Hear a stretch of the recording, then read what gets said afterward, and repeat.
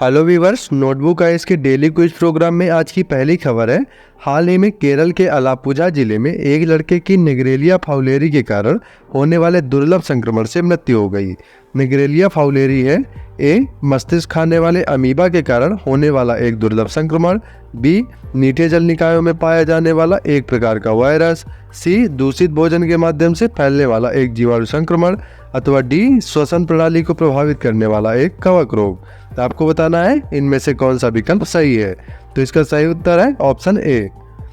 निग्रोलिया fowleri एक प्रकार का मुक्त जीवित अमीबा है जो एक दुर्लभ लेकिन गंभीर संक्रमण का कारण बन सकता है, जिसे प्राथमिक अमीबिक मेनिंगोएन्सेफलाइटिस यानी PAM के रूप में जाना जाता है। इसे आमतौर पर दिमाग खाने वाला अमीबा कहा जाता है क्योंकि यह नाक के माध्यम से मानव शरीर में प्रवेश करता है और मस्तिष्क तक पहुंच सकता है, जिससे मस्तिष्क के ऊतकों में सूजन और विनाश हो सकता है। चलिए नजर डाल लेते हैं आज के दूसरे प्रश्न में। निम्नलिखित कथनों पर विचार करें। कथन एक है, हिंद महासागर जियोइड निम्न IOGL हिंद महासागर में गुरुत्वाकर्षण छिद्रों की उपस्थिति के कारण होने वाली एक गहरी गुरुत्वाकर्षण विसंगति है। कथन दो है, गुरुत्वाकर्षण छिद्र समुद्र का वह क्षेत्र है जहाँ गुरुत्वाकर्षण का प्रभाव सामान्य से अधिक होता है। तो आपको बताना है उपर्युक्त कथनों में के संबंध में निम्नलिखित में से कौन सा सही है। ए है, कथन एक और कथन दो दोनों सही है और कथन दो कथन एक की सही व्याख्या करता है। ऑप्शन बी है, कथन एक और कथन दो दोनों सही है और कथन दो कथन एक के लिए सही व्याख्या नहीं है। तीसरा है, कथन एक सही है किंतु कथन दो गलत है। चौथा है, कथन एक गलत है किंतु कथन दो सही है। आपको बताना है उपयुक्त में से कौन सा उत्तर सही है। तो इसका सही उत्तर है ऑप्शन सी। हिंद महासागर जियोइड निम्न यानी IOGL हिंद महासागर में एक गहन गुरुत्वाकर्षण विसंगति है। इसकी खोज 1948 में फेलिक्स एंड्रीज और वेनिंग माइनेज ने की थी।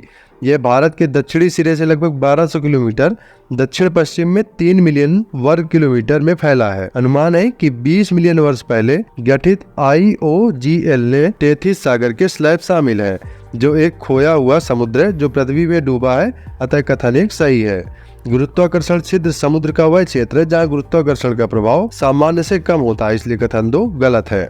चलिए नजर डालते हैं आज के तीसरे प्रश्न पर। सुपर कंप्यूटिंग निम्नलिखित क्षेत्रों में से किनमें महत्वपूर्ण भूमिका निभाता है। पहला है क्वांटम यांत्रिकी, दूसरा है मौसम की भविष्यवाणी, तीसरा है जीनोमिक्स और चौथा है तेल और गैस की खोज। उपरोक्त में से कितने कथन सही हैं? केवल एक, केवल दो, केवल तीन या फिर सभी चार।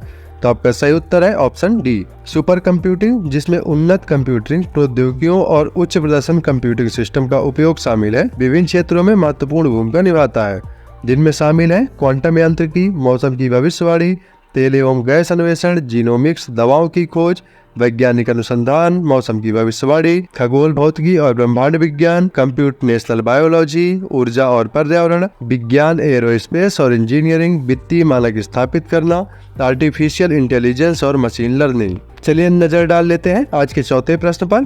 निम्नलिखित कथनों पर विचार कीजिए। पहला है, सौर प्रज्वल सूर्य पर एक जबरदस्त विस्फोट है जो तब होता है जब विकृत चुंबकीय क्षेत्रों में संग्रहित ऊर्जा अचानक जारी हो जाती है। दूसरा है, सोलर फ्लेयर्स और कोरोनल मास इजेक्शन एक समान है। आपको बताना है उपर्युक्त में से कौन सा या कौन से कथन सही है अथवा है। केवल एक, केवल दो या फिर एक या दोनों या फिर इनमें से कोई नहीं। इसका सही उत्तर है ऑप्शन ए, केवल एक। जब विकृत चुंबकीय क्षेत्रों यानी अधिकतर सूर्य के ऊपर में फंसी ऊर्जा अप्रत्याशित रूप से जारी होती है तो यह सूर्य पर एक बड़े विस्फोट का कारण बनती है, जिसे सौर प्रज्वल के रूप में जाना जाता है। अतः कथन एक सही है। इन्हें सूर्य पर चमकीले क्षेत्रों के रूप में देखा जाता है और ये मिनटों से लेकर घंटों तक उस स्थान पर विद्यमान रह सकते हैं। कुछ ही मिनटों में वे सामग्री को कई लाख डिग्री तक गर्म कर देते हैं और रेडियो तरंगों से लेकर एक्सरे और गामा रे सहित विद्युत चुंबकीय स्पेक्ट्रम में विकिरण विस्फोट करते हैं। ये रेडियो संचार, पावर ग्रिड और नेविगेशन सिग्नल को प्रभावित कर सकते हैं तथा अंतरिक्ष यात्रियों एवं अंतरिक्ष यान को खतरे में डाल सकते हैं। सौर प्रज्वल कोरोनल मास इजेक्शन यानी CME से भिन्न है, जिन्हें कभी सोलर फ्लेयर्स द्वारा प्रारंभ माना जाता था। CME चुंबकीय क्षेत्र रेखाओं से जुड़े गैस से विशाल बुलबुले हैं जो कई घंटों के दौरान सूर्य से निकलते रहते हैं। हालांकि कुछ में प्रज्वाल भी होते हैं, लेकिन अब यह ज्ञात हो गया है कि अधिकांश CME स्वतंत्र रूप से घटित होते हैं। अतः कथन दो सही नहीं है। आज का 5वां प्रश्न है, निम्नलिखित कथनों पर विचार करें।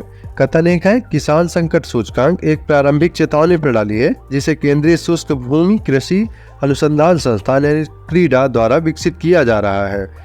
कथन 2 है, संकट के स्तर को इंगित करने हेतु सूचकांक 0 और 5 के बीच एक मान निर्दिष्ट करेगा। आपको बताना है उपयुक्त कथनों के संदर्भ में निम्नलिखित में से कौन सा कथन सही है। ऑप्शन ए है, कथन 1 और कथन 2 दोनों सही है तथा कथन 2 कथन 1 की सही व्याख्या करता है। ऑप्शन बी है, कथन 1 और कथन 2 दोनों सही है तथा कथन 2 कथन 1 की सही व्याख्या नहीं करता है। ऑप्शन सी है, कथन 1 सही है लेकिन कथन 2 गलत है। ऑप्शन डी है, कथन 1 गलत है लेकिन कथन 2 सही है। तो इसका सही उत्तर है ऑप्शन सी। भारतीय कृषि अनुसंधान परिषद ICAR के तहत आने वाली संस्था केंद्रीय शुष्क भूमि कृषि अनुसंधान संस्थान यानी क्रीडा भारत के लिए अपने तरह के पहले किसान संकट सूचकांक नामक एक प्रारंभिक चेतावनी प्रणाली विकसित कर रहा है। अतः कथन 1 सही है। एकत्र किए गए डेटा और प्रतिक्रियाओं के आधार पर सूचकांक संकट के स्तर को इंगित करने के लिए 0 और 1 के बीच एक मान निर्दिष्ट करेगा। 0 से 0.5 कम संकट, 0.5 से 0.7 मध्यम संकट और 0.7 से ऊपर गंभीर संकट। यदि संकट का स्तर गंभीर है तो सूचकांक 7 संकेतकों में से किसानों के संकट में सबसे अधिक योगदान देने वाले विशिष्ट घटक की पहचान करता है। अतः कथन 2 सही नहीं है। आज का 6वां प्रश्न है, निम्नलिखित कथनों में से कौन सा से कथन सही है अथवा है। पहला है, बाल अधिकारों पर संयुक्त राष्ट्र अभिसमय UNCRC 18 वर्ष से कम उम्र के प्रत्येक व्यक्ति को एक बच्चे के रूप में मान्यता प्रदान करता है। दूसरा है, भारत ने बाल अधिकारों पर संयुक्त राष्ट्र अभिसमय UNCRC का अनुमोदन नहीं दिया है। नीचे दिए गए कोड का प्रयोग कर सही उत्तर चुनिए। केवल 1, केवल 2, 1 व 2 दोनों या फिर इनमें से कोई नहीं। तो इसका सही उत्तर है ऑप्शन ए, केवल 1। बाल अधिकारों पर संयुक्त राष्ट्र अभिसमय यानी UNCRC यह वर्ष 1989 में संयुक्त राष्ट्र महासभा द्वारा अपनाई गई एक संधि है। यह 18 वर्ष से कम उम्र के प्रत्येक इंसान को एक बच्चे के रूप में मान्यता प्रदान करता है। अतः कथन 1 सही है। भारत ने वर्ष 1992 में UNCRC की पुष्टि की तथा घरेलू कानूनों, नीतियों और कार्यक्रमों के माध्यम से इसके सिद्धांतों एवं प्रावधानों को लागू करने के लिए प्रतिबद्ध किया है। तथा कथन 2 सही नहीं है। आज का 7वां प्रश्न है, सिमलीपाल टाइगर रिजर्व यानी STR के संबंध में निम्नलिखित कथनों पर विचार कीजिए। पहला है, सिमलीपाल टाइगर रिजर्व भारत के ओडिशा राज्य में स्थित है। दूसरा है, सिमलीपाल टाइगर रिजर्व को वर्ष 1973 में प्रोजेक्ट टाइगर के तहत शामिल किया गया था। तीसरा है, यह वर्ष 2009 से बायोस्फीयर रिजर्व के यूनेस्को विश्व नेटवर्क का हिस्सा है। आपको बताना है उपयुक्त कथनों में से कौन सा ऐसे सही है अथवा है। केवल 1 और 2, केवल 2, केवल 3 या फिर 1, 2 और 3। इसका सही उत्तर है ऑप्शन डी, 1, 2 और 3। सिमलीपाल टाइगर रिजर्व भारत के ओडिशा राज्य में स्थित है। ओडिशा सरकार ने सिमलीपाल टाइगर रिजर्व में 2700 किलोमीटर आरक्षित क्षेत्र की सुरक्षा के लिए सशस्त्र पुलिस कर्मियों को तैनात किया है। यहाँ अद्वितीय मेलानिस्टिक बाघ पाए जाते हैं। अतः कथन 1 सही है।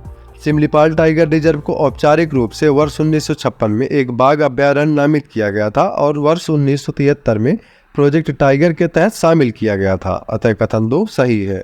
भारत सरकार द्वारा इसे जून 1994 में बायोस्फीयर रिजर्व घोषित किया गया था। यह वर्ष 2009 से बायोस्फीयर रिजर्व के यूनेस्को विश्व नेटवर्क का हिस्सा है। अतः कथन 3 सही है। आज का 8वां प्रश्न है, निम्नलिखित कथनों पर विचार कीजिए। पहला है, उभरते हुए बीमा बाजारों में भारत दुनिया के सबसे बड़े जीवन बीमा बाजार के रूप में रैंक करता है। दूसरा है, बीमा वाहक IRDAI के 2030 तक सभी के लिए बीमा हासिल करने के लक्ष्य का एक महत्वपूर्ण हिस्सा है। तीसरा है, बीमा विस्तार एक व्यापक बंडल पॉलिसी है जो जीवन, स्वास्थ्य, संपत्ति और दुर्घटनाओं को कवर करती है। आपको बताना है उपयुक्त में से कितने कथन सही नहीं है। केवल 1, केवल 2, सभी 3 या फिर कोई भी नहीं। इसका सही उत्तर है केवल 2।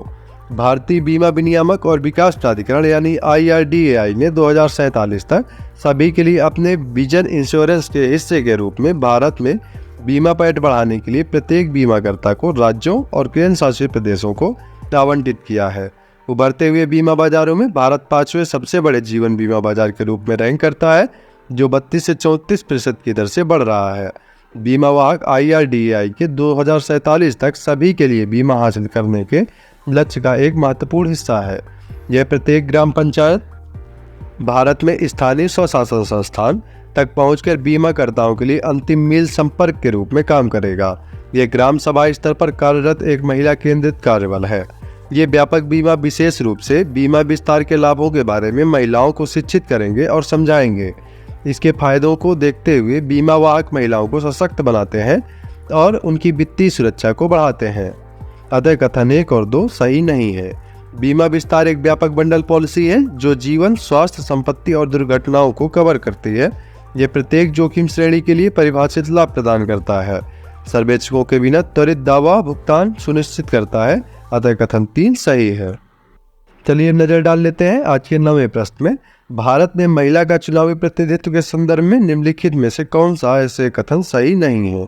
लोकसभा में अब तक महिला प्रतिनिधियों की संख्या सबसे कम 2019 में थी। दूसरा है, पिछले 3 दशकों में भारत में महिला मंत्रियों की संख्या में वृद्धि हुई है। तीसरा है, राज्य विधानसभाओं में महिला प्रतिनिधियों का औसत लगभग 30% है। नीचे दिए गए कूट का प्रयोग कर सही उत्तर का चयन कीजिए। 1 और 2, केवल 2 और 3, केवल 1 और 3 या फिर सभी 3। इसका सही उत्तर है ऑप्शन सी, केवल 1 और 3। लोकसभा में अब तक सबसे अधिक महिला प्रतिनिधि 2019 में चुनी गई हैं। राज्य विधानसभाओं में महिला प्रतिनिधित्व का हाल तो और भी बुरा है, जहां महिला प्रतिनिधियों का औसत 10% से कम है।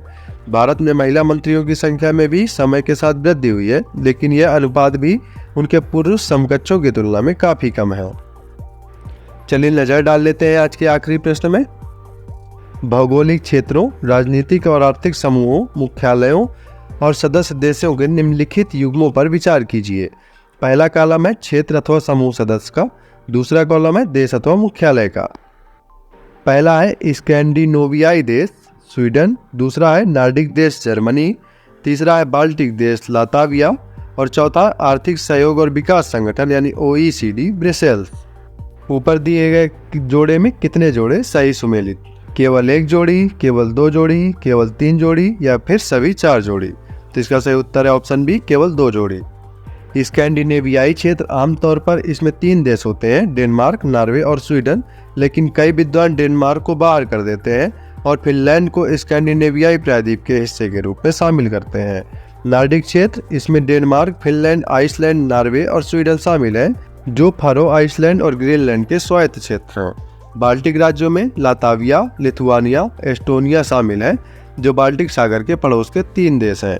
आर्थिक सहयोग और विकास संगठन यानी OECD का मुख्यालय पेरिस, फ्रांस में है।